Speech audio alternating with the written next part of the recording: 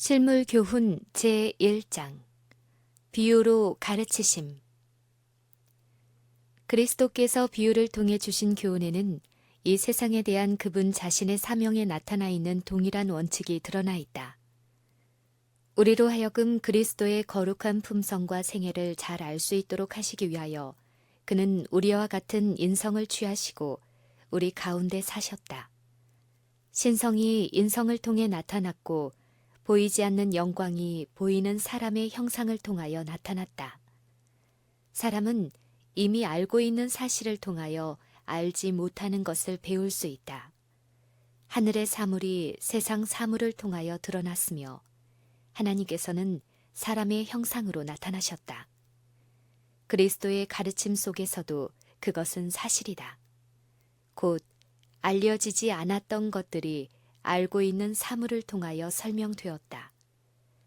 영적 진리가 사람들이 가장 잘 아는 세상 사물을 통하여 설명되었다. 예수께서 이 모든 것을 우리에게 비유로 말씀하시니 이는 선지자로 말씀하신 바 내가 입을 열어 비유로 말하고 창세부터 감추인 것들을 드러내리라 라고 성경은 말한다. 천연계의 사물들은 영적 사물을 설명하는 매개물이다. 천연계의 사물들과 그의 말을 듣고 있는 청중들의 생활 경험은 성경에 기록된 진리와 연결되어 있다. 그리스도의 비유는 사람을 하나님과 연합시키고 하늘과 땅을 연결시키는 진리의 사슬로서 사람들을 천연계로부터 영계로 인도한다. 그리스도께서 천연계의 사물을 실내로 들어 가르치실 때에 당신이 손수 만드시고 친히 특질과 능력들을 부여해 주신 사물들에 대하여 말씀하셨다. 만물이 본래의 완전한 상태로 있을 때에는 오직 하나님의 사상만을 나타내고 있었다. 아담과 하와가 에덴 본향에 살던 당시에는 천연계는 모든 하나님께 대한 지식과 신령한 교훈들로 충만해 있었다. 그들은 눈으로 보고 지혜를 얻게 되었으며 하나님이 지으신 만물을 통하여 그분과 교제하게 되었다. 그러나 그 거룩한 부부가 지극히 높으신 하나님의 율법을 범하게 되자 그분의 얼굴에서 비쳐나오던 광채가 천연계에서 사라지고 말았다. 오늘날의 지구는 죄로 말미암아 손상되고 더러워졌다. 그러나 만물이 비록 퇴폐한 상태가 되기는 하였지만 아직도 그 가운데 아름다운 면이 많이 남아있고 하나님이 주고자 하시는 실물 교훈이 말살되지는 않았다. 천연계를 올바로 이해하게 되면 그것들이 그들의 창조주에 대하여 말하고 있음을 알게 될 것이다. 그리스도 당시의 사람들은 이러한 공과를 깨닫지 못했다. 사람들은 하나님이 만드신 만물 속에서 하나님을 찾아내는 식별력을 거의 상실하고 있었다.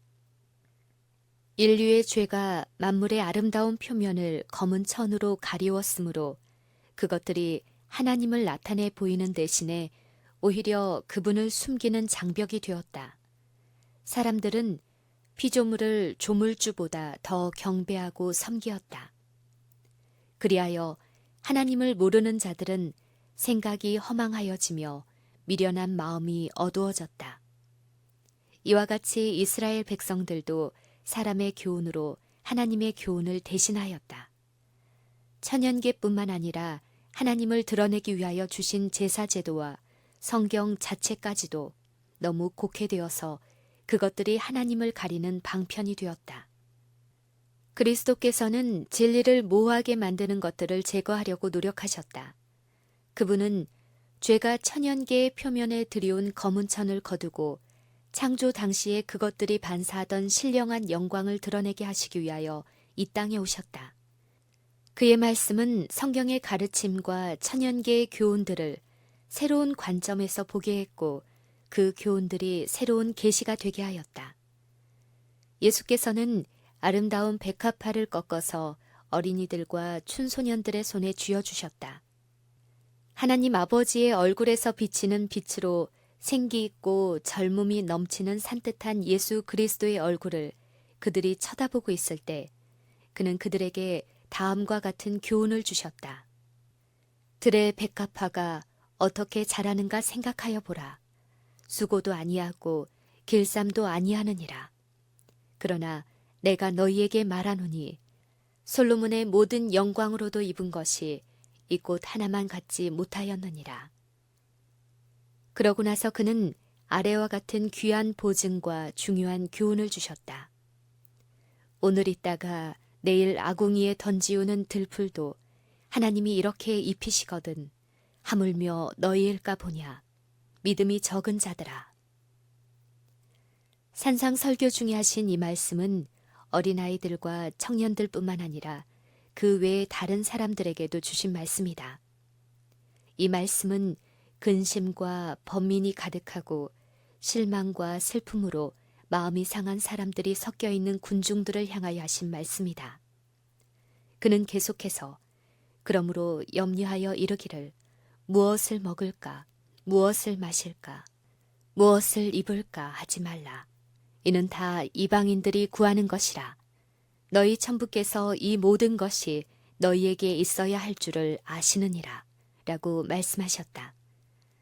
그는 이어서 그의 손을 주위에 둘러선 군중들을 향해 펴시면서 너희는 먼저 그의 나라와 그의 의를 구하라.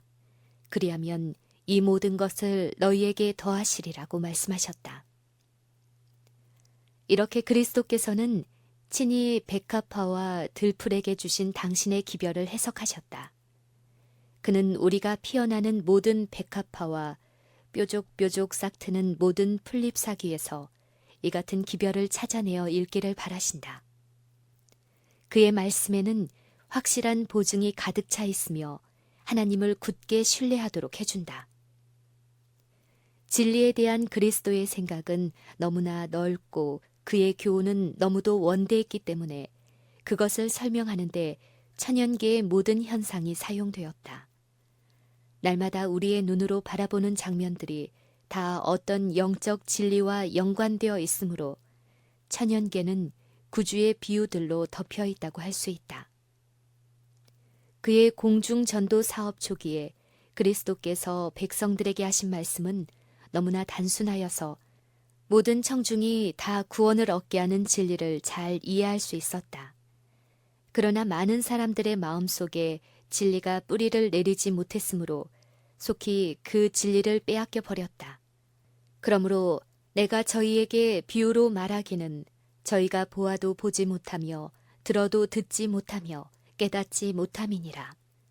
이 백성들의 마음이 완악하여져서 그 귀는 듣기에 둔하고 눈은 감았으니. 예수께서는 질문을 이끌어내고자 하셨으며 주의성 없는 자들을 각성시켜서 그들의 마음에 진리를 새겨주고자 하셨다.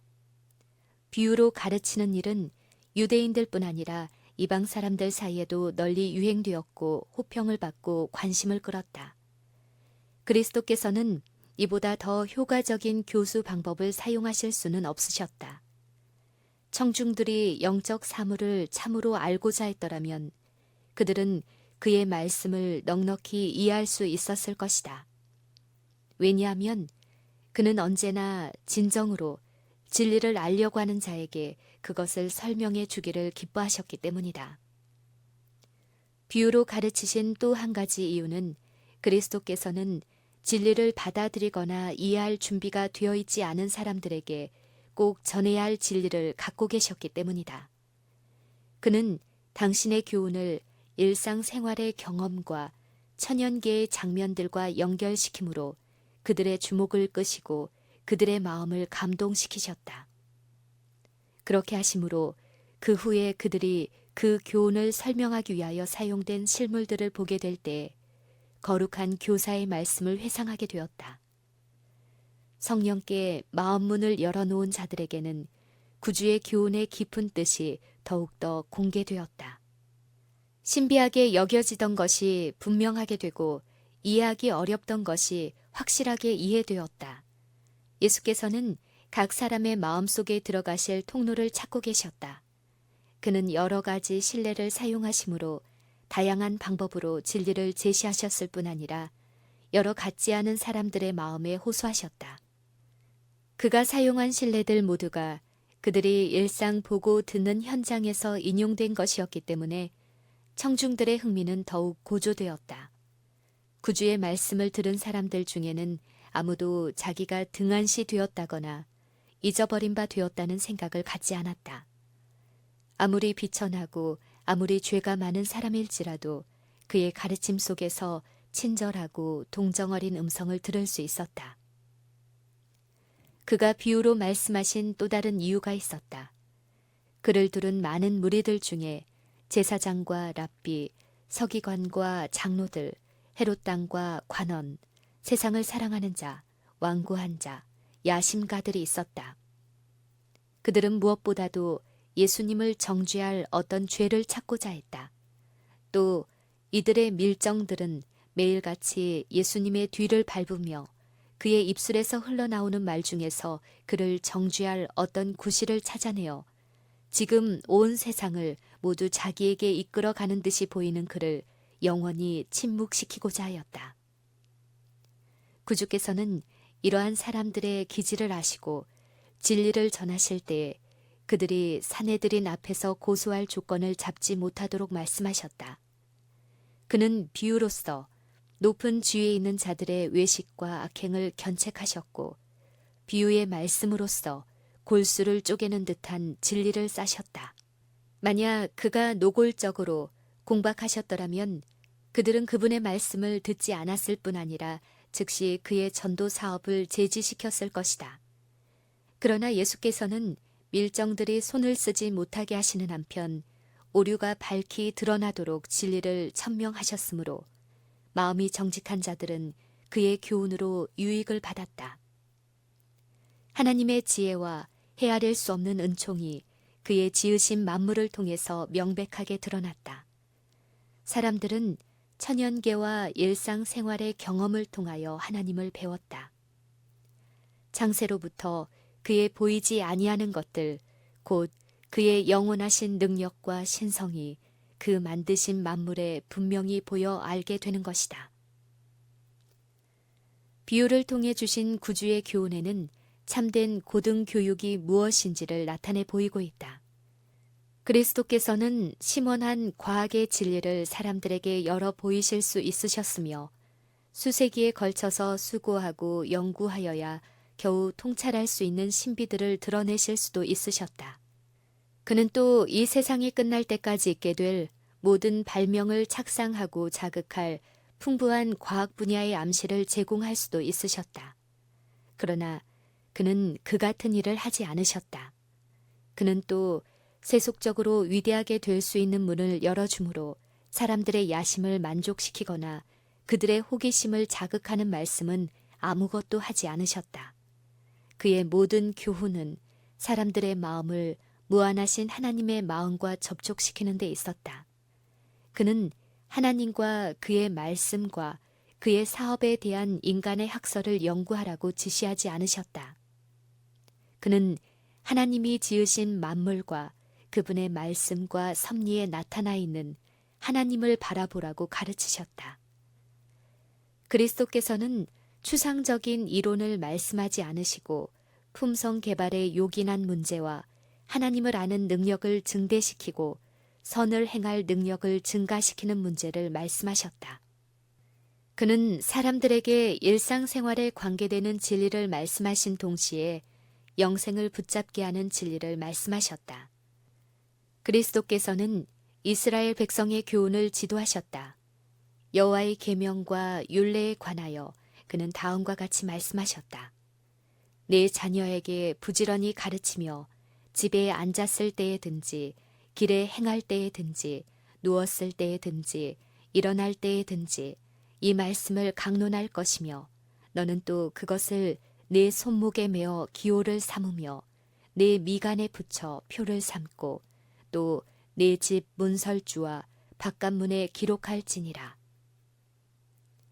예수께서는 당신이 친히 주신 교훈을 통해서 사람이 어떻게 이 명령을 성취할 수 있으며 어떻게 하나님 나라의 율법과 원칙의 높고 아름다움을 잘 나타낼 수 있을지를 보여주셨다. 옛날에 하나님께서 이스라엘 백성들을 당신의 특별한 대표자가 되도록 훈련시키실 때 그들의 거처를 산과 골짜기에 두도록 하셨다. 그렇게 하심으로 그들이 가정 생활과 종교적인 의식을 통하여 계속적으로 천연계와 하나님의 말씀에 접하도록 하셨다. 예수께서도 그처럼 그의 제자들을 천연계의 사물들이 잘 보이는 호숫가나 산 기슭이나 수풀에서 가르치셨다. 그리하여 그의 제자들은 그리스도께 배우는 동시에 그분의 사업에 그분과 협력하여 일함으로 그들이 받은 지식을 응용하였다. 이와 같이 우리들도 피조물을 통하여 창조주와 친숙해져야 한다. 실로 천연계는 위대한 교과서이므로 우리는 이 책을 성경과 연관시켜서 다른 사람들에게 하나님의 품성을 가르쳐주고 잃어버린 양들을 하나님의 우리로 인도하는 일에 사용하여야 한다. 하나님이 지으신 만물을 연구할 때에 성령께서는 그 오묘한 이치를 깨닫게 하신다. 이러한 깨달음은 논리적 추리에 의하여 얻어지는 깨달음과는 전혀 다른 것이다. 우리의 마음이 하나님을 알 수 없을 정도로 어두워졌거나 우리의 눈이 그를 볼 수 없을 정도로 흐려졌거나 우리의 귀가 그의 음성을 들을 수 없을 정도로 어두워지지 않았다면 우리는 그의 교훈의 깊은 뜻을 더 잘 파악하게 되고 성경 말씀에 숭고하고 신령한 진리가 마음에 깊이 새겨질 것이다. 천연계로부터 직접적으로 얻는 이러한 공과에는 그것을 더욱 가치 있게 만드는 단순성과 순결성이 있다. 모든 사람은 이 원천에서 나오는 교훈을 받아야 한다. 천연계의 미 그 자체가 우리의 심령을 죄와 세속적 매력에서 떠나게 하여 순결함과 화평함을 추구하게 하고 하나님께로 돌아가도록 인도한다. 연구자들의 마음은 너무나 자주 사람들의 이론과 가설과 소위 말하는 거짓되이 일컫는 과학과 철학으로 가득 차 있다. 그들은 천연계와 밀접히 접촉할 필요가 있다. 그들로 하여금 천연계와 그리스도 교계에는 오직 한 분 하나님만이 계심을 알게 하라. 그들로 천연계와 영적 사물들 사이에 있는 조화를 보도록 가르쳐줄 필요가 있다. 그들이 눈으로 보고 손으로 만지는 모든 것들이 품성 형성에 필요한 공과가 되도록 하라. 그렇게 함으로 정신력이 강해지고 품성은 개발되어 온 생애는 고상하게 될 것이다. 그리스도께서 비유로 가르치신 목적은 안식일 제정의 목적과 동일한 것이다. 하나님께서는 안식일을 그의 창조력의 기념으로써 사람에게 주셨는데 이는 그것을 통하여 그들이 그의 손으로 만드신 만물 속에서 하나님을 찾게 하기 위함이었다. 사실상 안식일은 우리에게 만물 가운데 창조주의 영광을 발견하라고 명한다. 그리고 예수께서 우리가 그렇게 하기를 원하셨기 때문에 그의 귀중한 교훈을 천연계의 아름다움과 결합시키셨던 것이다. 우리는 이 성일의 다른 어느 날보다도 하나님께서 천연계 속에 기록하신 기별을 연구해야 한다. 우리는 구주의 비유를 그가 말씀하신 현장, 곧 푸른 하늘 아래 펼쳐진 들과 숲과 풀과 꽃들 사이에서 연구하여야 한다. 우리가 천연계를 가까이 하면 할수록 그리스도께서는 우리로 하여금 당신의 임재를 실제적으로 느끼게 하시고 우리의 마음속에 당신의 평화와 사랑을 말씀해 주신다. 그리고 그리스도께서는 당신의 교훈을 안식일에 국한하지 않으시고 일하는 평일과도 연결시키셨다. 그리스도께서는 밭을 갈고 씨를 뿌리는 자들이 배워야 할 교훈을 마련하셨다. 즉, 밭을 갈고 씨 뿌리는 일과 곡식을 가꾸고 거두는 일을 통해서 그는 우리의 마음밭에서 일어나는 당신의 은혜로운 사업이 예증되고 있음을 깨닫도록 우리를 가르쳐 주신다. 이와 같이 주님께서는 우리의 모든 유용한 일상 업무와 생애의 모든 교제를 통하여 우리가 거룩한 진리의 공과를 배우게 되기를 바라신다. 그렇게 할 것 같으면 매일의 수고에 우리의 정신을 빼앗겨 그것들이 우리로 하여금 하나님을 잊어버리게 하지 않을 것이다. 오히려 그러한 일들이 항상 우리의 창조주와 구주를 생각나게 해줄 것이다. 하나님께 대한 생각이 우리의 모든 가정 생활의 자질구레한 일과 업무를 통해 금실처럼 이어질 것이다. 그리하여 하나님의 얼굴에서 비추는 영광이 우리를 위하여 다시금 만물에 깃들 것이며 우리는 항상 하늘의 진리에 대한 공과를 배우게 될 것이고 그분의 순결한 형상으로 닮아갈 것이다. 그리하여 여호와의 교훈을 받을 것이요 우리가 그곳에 있도록 부름을 받은 숙명적 환경에서 하나님과 함께 거하는 특권을 얻게 될 것이다.